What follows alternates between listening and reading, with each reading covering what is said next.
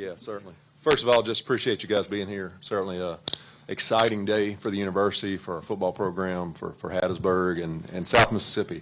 I think, you know, if you're here, you can feel the excitement in the air, and that's something certainly we were focused on, trying to make sure that that we could do that and get the right person sitting in this seat next to me and create the right opportunity for us. But I think Charles will tell you that the work begins now, and so we're ready to support him in doing the work that we need to do to get this football program back to where we want to get it to. And but we could not be more excited about celebrating today, about having an opportunity to introduce Charles to our folks and to create a level of excitement that is going to help us get back to where we want to get to.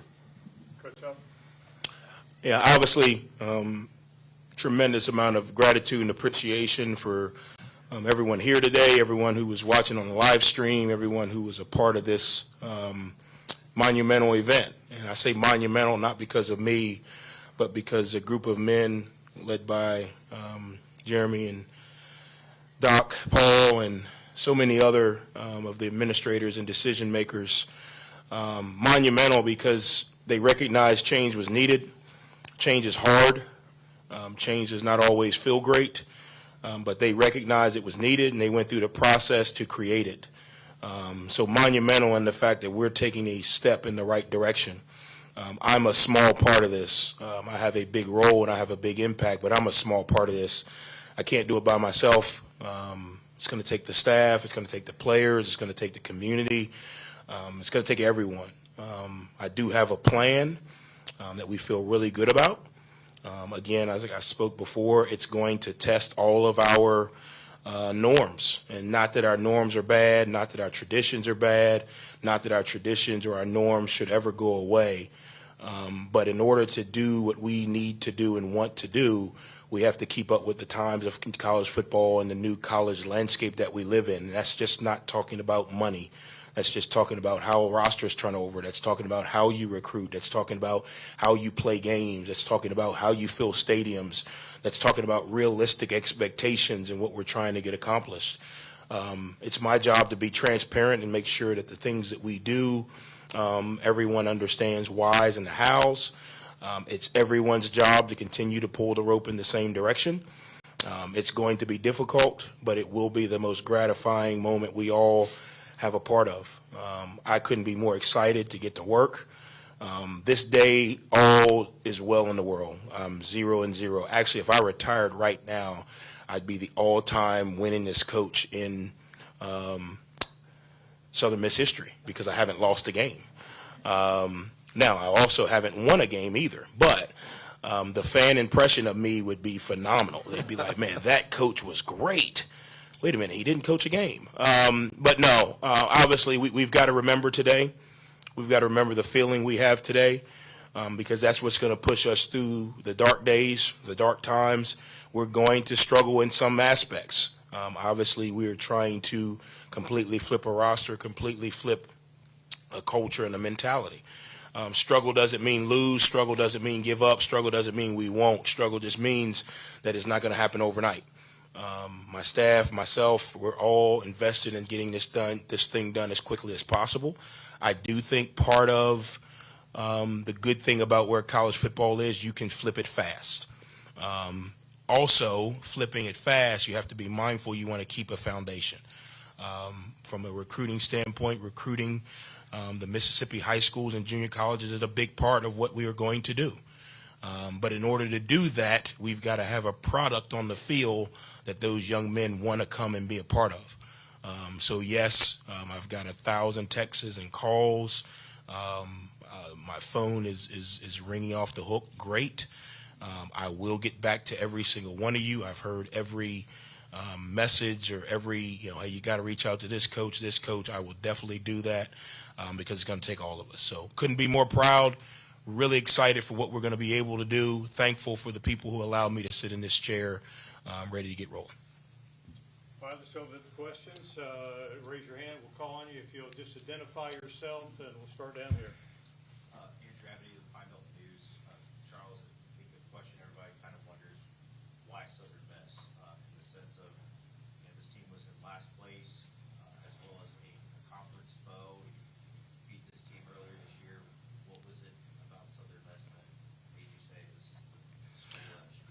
Yeah, appreciate that's a good question. A lot of people have asked me that, and the question I ask is why not Southern Miss?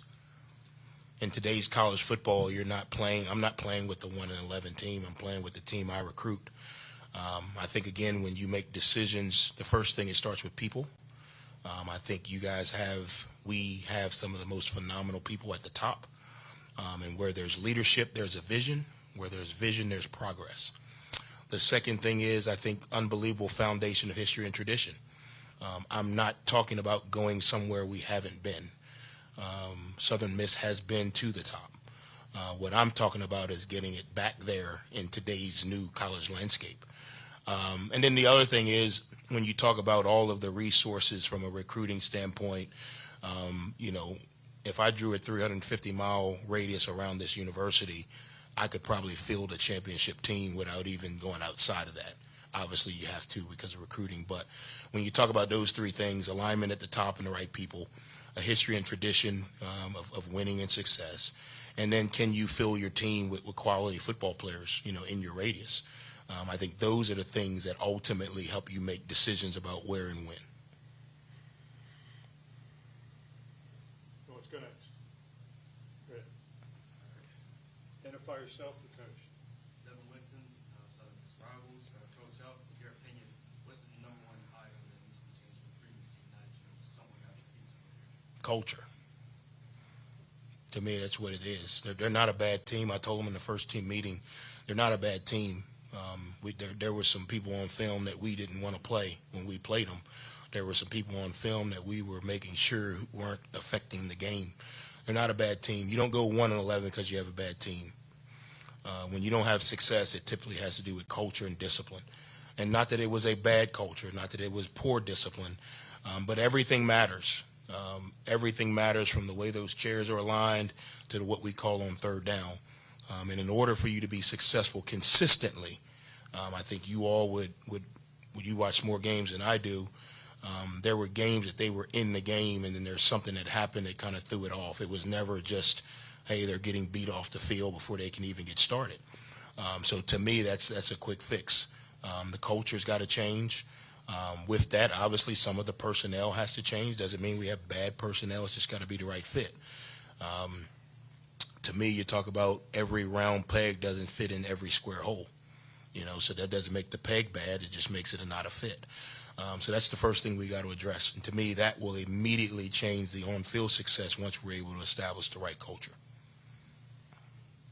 Good. Sports. Coach, when you talk about flipping that roster as you head into spring, can you get to speak to what those numbers look like for you and your overall recruiting philosophies and trying to put something together for spring football? Yeah, I think anyone that gives you this matrix of how many portal guys you want to take versus how many portal guys you shouldn't take is feeding you a bunch of coach BS. We've got to flip it enough till we feel like we've got the right personnel in the building to do what we want to do. Each year, that's going to be different. This first year, we're probably going to be a lot heavier in the portal because we need an immediate flip. Typically, you like to replace from high school what you lose to graduation. And then the rest you like to backfill with portal. That way you always have a foundation. So, for example, if you graduate 15 seniors, you want to bring in 15 high school guys. You're going to have attrition with every other position. Naturally, that's where you want to fill in. But this first year, I don't think it's fair to throw a number. It may be 105. It may be 25. It may be 45. I think it's really going to determine who in that locker room decides to stay. What value do they bring on and off the field? What consistency do they bring on and off the field? And how much competition and depth do we feel we need in this first portal window? I can tell you we'll be a little less aggressive early because I want to truly evaluate the guys on the team. I don't think that they're a bad team. I want to evaluate what we have here first before we say, okay, hey, you're out, you're out, you're out. So this first window, we won't be as aggressive. And then in the second window, we'll be filling a lot of immediate needs, if that makes sense. Okay. Let's go over there. Coach, good to meet you. Scott Kerr from WDAM TV in Hattiesburg. Obviously, it's not the most common thing, right, to win the Sun Belt, then you go to a 1-11 team. I think you discussed that. But what do you think maybe happened with Marshall to kind of Good question. There was a process put in place by the administration, and they went through that process thoroughly. At the end of it, they felt going in another direction was the right decision. That decision was probably made before we won the championship, if that makes sense. It was a mutual decision. It wasn't a knockdown, drag out. Before we got to the winning of the championship, there were some opportunities at other places that presented themselves.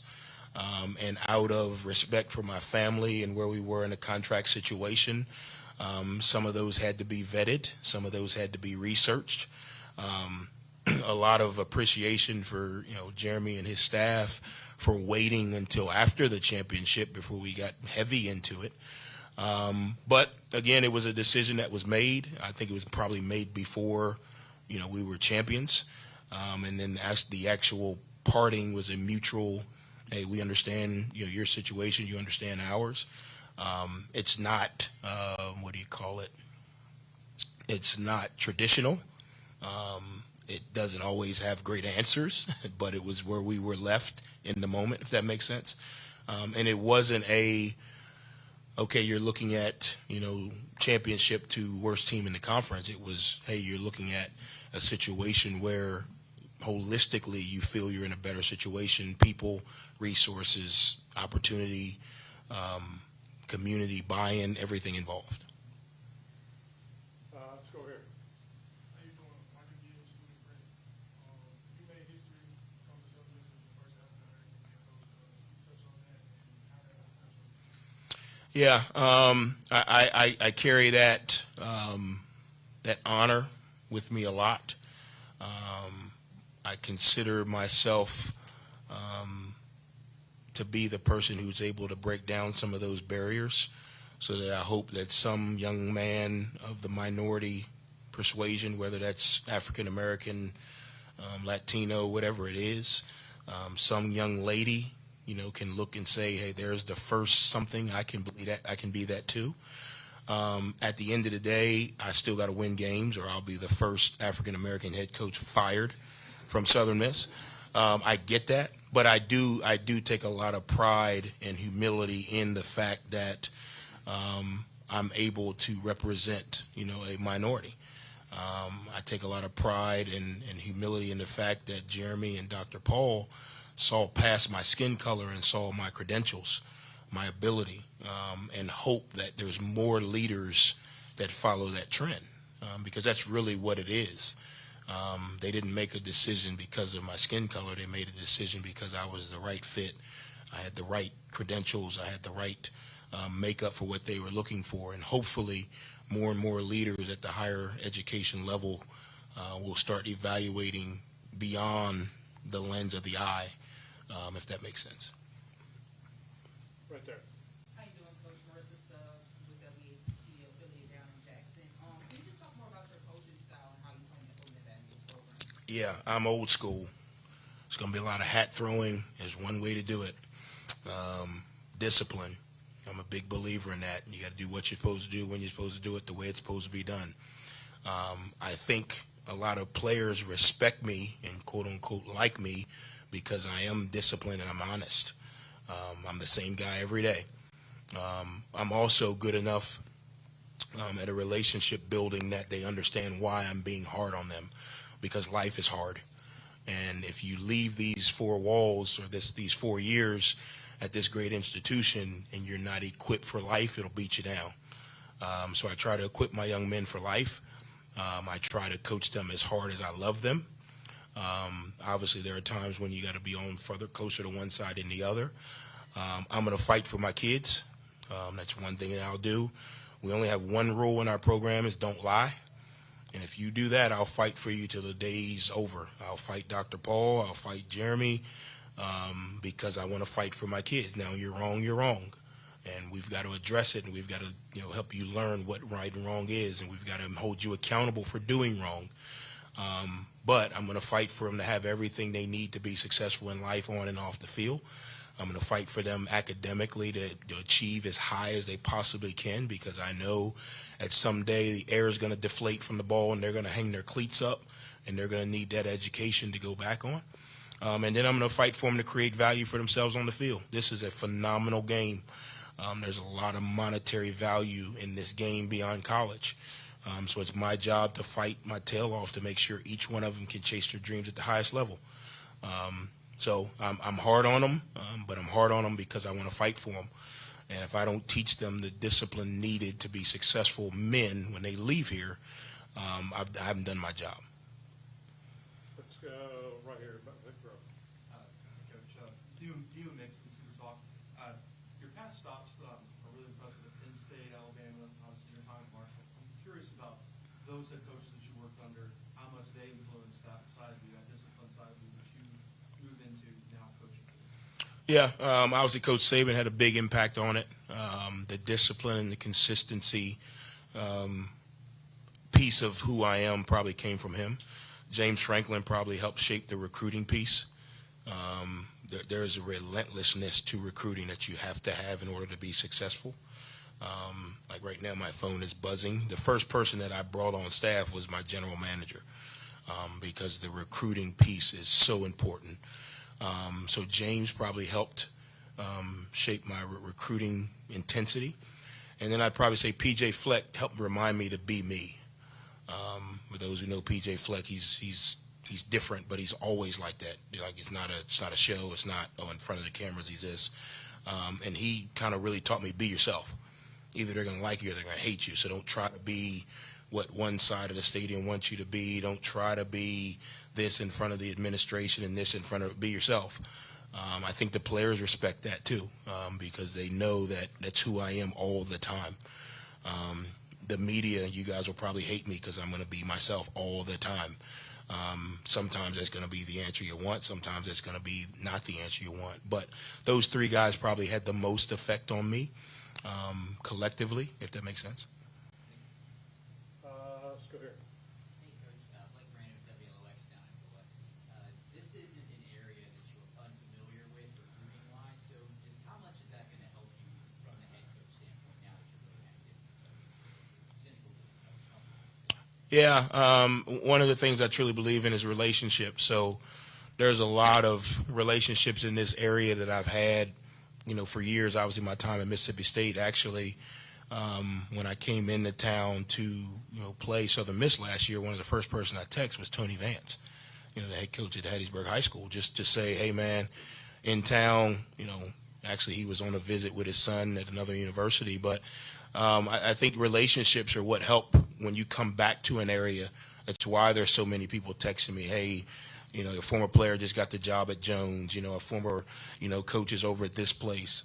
Those are the relationships that help. And those coaches know when they send a kid to me that, I'm going to take care of them, that the university's going to take care of them, I'm going to fight for them.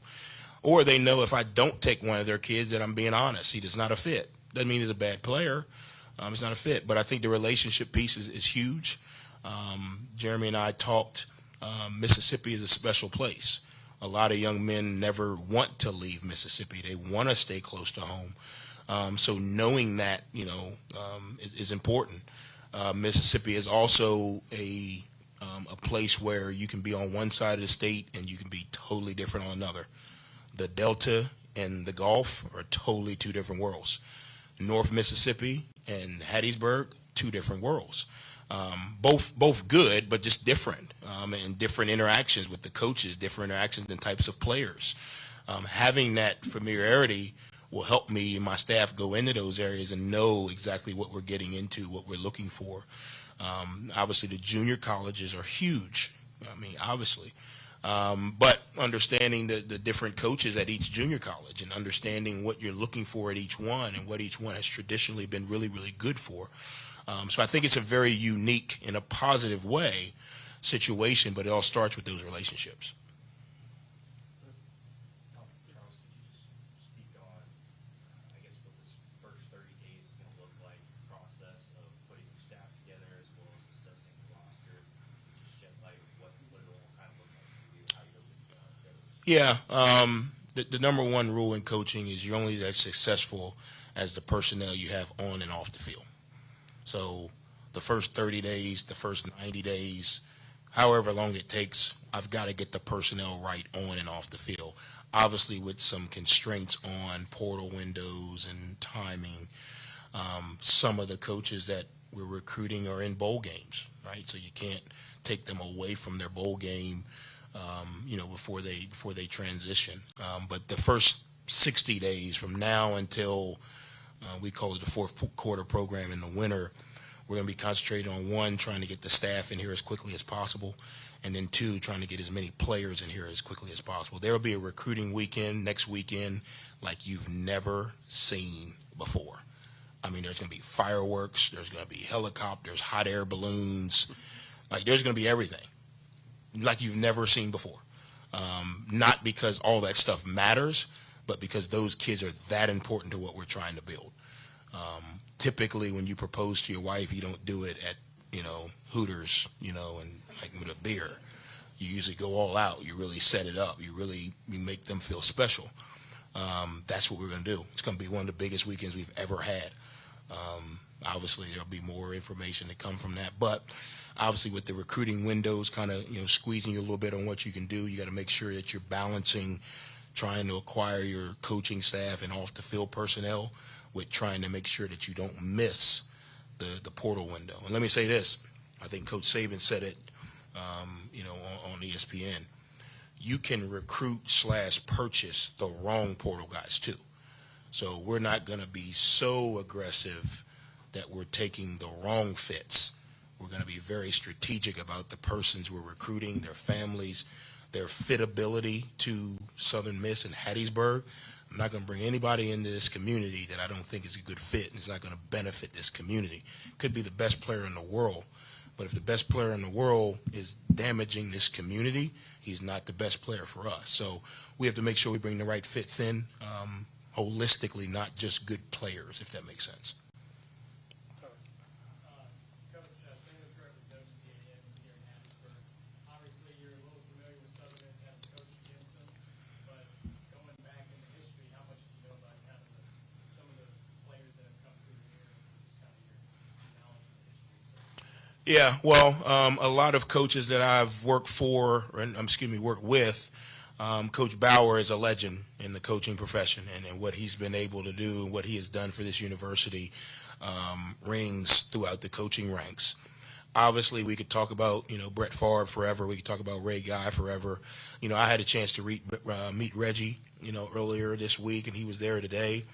I think, again, when you look at the Southern Miss that I remember, when I say I, being 40 years old, not demeaning anything beyond that, but, what Coach Fedora was able to do when he was here was really special. And that's probably, in my realm, the height of when things were going really good. And the beauty of that is that's not too long ago, because I'm not that old, if that makes sense. You talk about the coaches that have come through here, at a high rate. You talk about the players that necessarily aren't the, Brett Favre's or the Hall of Famers, but the guys who made a huge difference. I think about the resources, that are here. When you talk and say Southern Miss, people don't say, who? Where? What conference are they in again? They don't say that. They say, oh, Southern Miss. And I think, again, that's why I say this is not a sleeping giant. It's a giant that we just need to remind the world that we're still a giant in that manner, if that makes sense. Coach, can you speak on a little bit, it's a little early probably, but what you want to do, what your philosophy is schematically on both sides of the football, what people can expect here? Yeah, score points and stop people from scoring. That was easy. Yeah, we're yeah, I mean, that's the philosophy. We're going to be, obviously, if you watch us play, we'll be real similar to what you saw at Marshall. We'll be air raid. We'll score a lot of points. We'll push the ball down the field. When I say push the ball down the field, that doesn't mean we're throwing it. That means we're trying to be explosive, whether that's a run or the pass. I think, again, if I sit here and say this is what we're going to be without knowing what my players are, I would be giving you coach speak. From a philosophy standpoint, we'll be in the air raid, spread them out world, because I think that helps balance what you don't have, if that makes sense. And then defensively, we'll be similar to what we were at Marshall. We'll be 4-2 personnel, multiple front, multiple back end coverages. Again, we fell into a certain philosophy at Marshall based on the players we had. We started out, we were more of an odd front team. And as more players stepped up, we became more of an even front team. Special teams, we've always been good. We've been in the top 5, in the group of 5 the last 3 years as special teams. I think that's a big piece of it. As you guys know, you got one of the best returners in the conference. I still try not to kick it to him when we played, so I'm glad he's on our team now. But that is what it'll kind of look like. I think, again, it's all predicated on the pieces. We've got to get the right pieces in here to do what we want to do versus what they're capable of doing. Hey, Coach, Andy Borelli with the Student Prince. You've mentioned a lot about pride and tradition and also that you're an old school coach. And kind of to bounce off of the previous question, I know Marshall's a very storied program through all they've been through and to go win a couple of national championships. But here at Southern Miss, we have our own history with that too, with Coach Carmody in the 70s and 80s, creating one of the top defenses in the country for nearly 30 years. And there was a period from the late 80s to the 2010s where each new quarterback at Southern Miss broke the previous one's record as far as like touchdowns and passing yards. But what does it mean, and this could mean to come to Southern Miss or be at Marshall to coach for such a storied program that for years has been overshadowed by larger programs such as us with Alabama and Ole Miss and there at Penn State and West Virginia? Yeah, I think the opportunity is as high as your imagination can go. And I think what happens a lot of times as you're speaking, we focus so much on what we used to be that we don't really look at what needs to change so that we can be. And I think a lot of times that's what happens. And it's not a knock. I don't think you should ever negate or move away from your history and tradition and the things that you've done. But if you keep looking at your house saying, man, that's a beautiful house, someone's going to build a bigger one behind you. So I think, again, we have to recognize and acknowledge our history and tradition, but also be looking at ways that we can continue to advance. Doesn't mean that we, completely go left or we, negate the things that have made us who we are, but we've got to be looking for small gains. I think if you just look at some of the things that, Jeremy has done and Dr. Paul have done since they've been here, you look around Group of 5, our stadium is probably one of the better stadiums in the Group of 5 level when you talk about adding that next level of premium seating. Our building has been updated in the last, 20 years. There's some Group of 5 buildings that have not. Our stadium playing surface has been upgraded. Those are small gains, but those are the things that you have to constantly keep doing. I think, again, with the To the Top collective, that's a small gain. We've got to continue to move our way forward. Coach Bauer would probably say that he didn't think about having a collective. Probably didn't need one.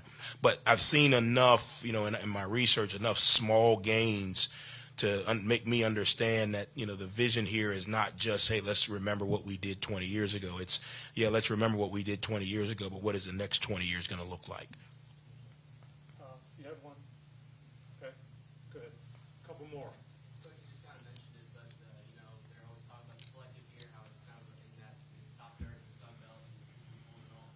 And that's kind of mentioned to you as a head coach. How do your eyes kind of get a little bigger? How does that just make, what you want to do a lot easier? Yeah, because if they're in the top third, that means there's 2 teams ahead of us. So there's still room to grow. And that's where, when we say that the fans and the donors and the supporters can truly make this thing flip faster, that's where we're talking about. And we're extremely appreciative of where we are.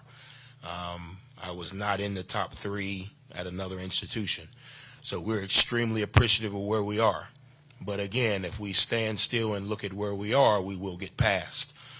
So this is a great opportunity for us to say, you know what, why be third when we can be first?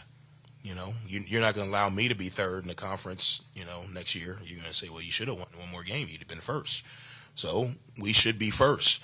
And that's not a knock on where we are. That's not a knock on the people that have busted their tails to get us to where we are. But as a coach, when you look at a school that's, done that good and there's still room to grow, I want to be a part of the growth. Let's go right there, real quick. Okay. Coach, I'm just going to ask about taking us back to your playing days in Hampton, playing for Coach Taylor. Mhm. I believe what he taught you that has still stuck with you today. And when did you Yeah, so I'll answer those in reverse. I made a decision when I was 5 years old that I was going to be the first African-American coach to win a national championship. And it's going to happen. When, I don't know. But if I keep surrounding myself with good people like Jeremy and Dr. Paul and the donors and keep presenting myself opportunities to take over great programs, it will happen. Coach Taylor really imparted on me and showed me how this game of football can change a young man's life. And I'm not just talking from the NFL perspective, but just teaching them the discipline, how to battle through adversity. There's a lot that goes on in a locker room that, the fans just don't get a part of, and it's I understand it. But there's life-changing moments in a day-to-day operation of college football. There's life-changing moments in the locker room, in the meeting room. If I could show you just some of the texts from the guys who have exhausted eligibility at Marshall, and this is not a pat on my back, coach, I've never had a head coach I've never been close to a head coach as you. Coach, I didn't love the game before I came here, but I found the love, being around you. Coach, you've made me a better man. Like, those are the victories that I enjoy. But Coach Taylor showed me that because he was able to do that with a group of men like myself and truly changed our lives, not just our playing careers. But, okay, go ahead. Hey, Coach, Scott Watkins, Sun Herald. When we were talking about Marshall and being around the league, how do the resources and their totality stack up to the rest of the conference? Why do you feel like that's not just easy? Yeah, I think, we're about where, and he mentioned somewhere between third and in the middle of that group. We're at the top as far as resources. I do think there's a difference between resources and allocation of resources. You can have $1 million, but if you spend $1 million on cleats and someone else spends $1 million on NIL, then they may be running around with no shoes, but they're going to be faster than you with your guys with a bunch of cleats. Does that make sense? I think what Jeremy and Dr. Paul have done is the allocation of resources is in line with winning, and that's what was important to me. You can throw all kinds of numbers against the wall, and we got this endowment, we got this pot over here, but if you're not allocating them to the right areas, or you don't have the freedom to allocate them to the right areas, it's hard to be successful. Here we have the freedom and the willingness to allocate the resources we have to the right areas. And more importantly, I think we have the bandwidth to create more resources. There's a lot of Southern Miss Golden Eagles that just haven't flew their wings in 4 or 5 years for whatever reason. And I need you to come out and get back soaring with us in order for us to take that next step. There's a lot of people that 10, 15 years ago were able to donate and whatever it may be, and for whatever reason have got disconnected. We got to reconnect with those so we can add to what we already have so we can really take it to the top. Before we finish up, Jeremy, we haven't heard from you. Why don't you give us just kind of your thought process as you discovered Coach Huff and made the decision to bring him to Southern Miss? Yeah, just to kind of recap some of the things I said earlier today,